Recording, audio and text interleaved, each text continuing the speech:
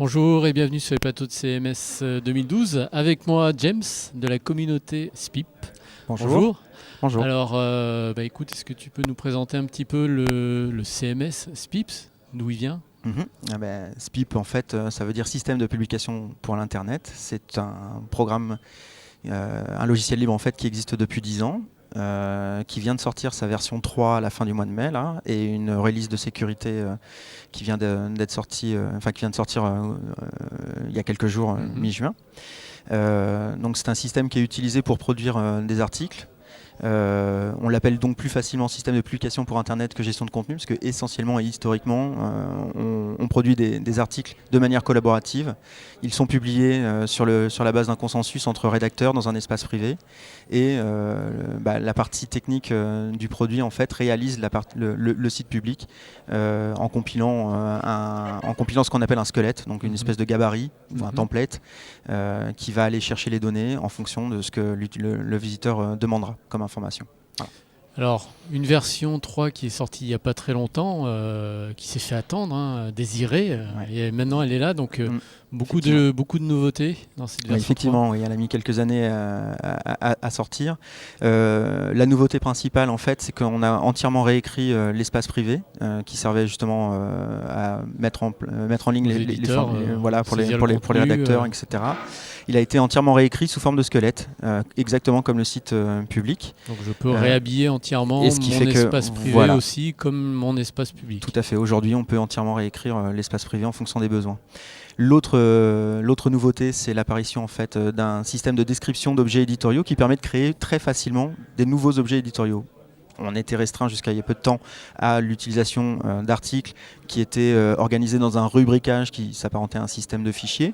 Aujourd'hui, on peut créer un objet réalisateur, cinéma, film, salle, ressources techniques, etc.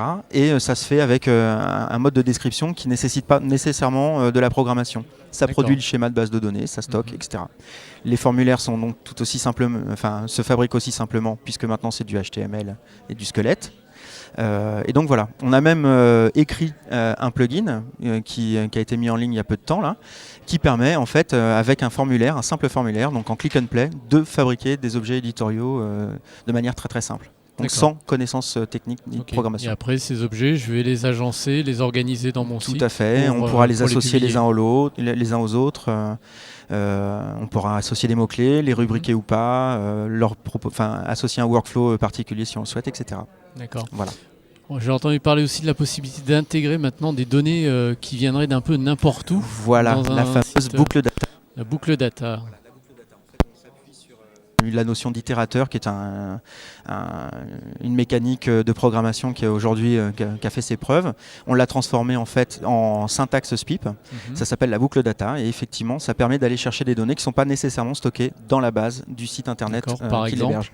Exemple, on peut aller chercher des données sur YouTube, on peut aller chercher de l'open data sur un site municipal ou gouvernemental, etc., etc. D'accord, donc je peux reproduire, aller chercher les horaires du bus de ma ville pour les mettre en ligne sur mon site. Exactement, le proof of concept qui avait été fait à l'époque quand on l'a sorti, c'était de suivre les Wikileaks du Cablegate, par exemple. D'accord. Voilà. Okay. Donc ça, c'est les dernières nouveautés et autres. SPIP à l'avenir. SPIP à l'avenir, on envisage, on a décidé en fait de raccourcir notre cycle de sortie.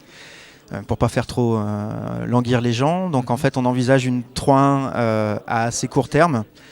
C'est toujours difficile de fixer une date, mais par contre on envisage ça. Dedans on y introduira en fait très probablement en fait une nouvelle technique pour proposer des ressources de manière universelle.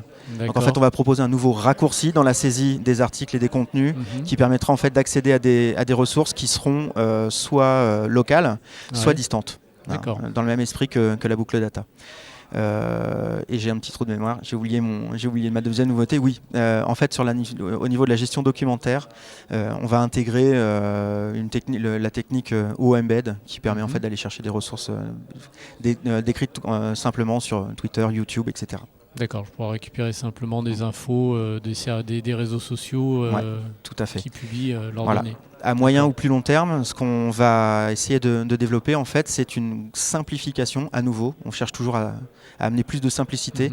Là, la prochaine grosse simplification qui nécessite donc un gros chantier de réécriture probablement en fait, on voudrait mettre en place une technique de distribution simplifiée qui permettrait en fait à tout un chacun de distribuer un SPIP qui ne soit pas le SPIP que nous on distribue. Voilà. Un peu de distribution, un système comme de distribution. Exploitation GNU Linux. Tout à fait, exactement. Un assemblage de différents plugins, de thèmes, et voir un squelette tout fait, etc. Ok, très bien. Des informations sur SPIP, je les trouve où ça? Sur le site spip.net, sur Facebook, sur Twitter. Voilà, on est un peu partout. Ok. Voilà. Très bien, merci James. Je t'en prie. Bon CMS. Merci. À bientôt. À bientôt, au revoir.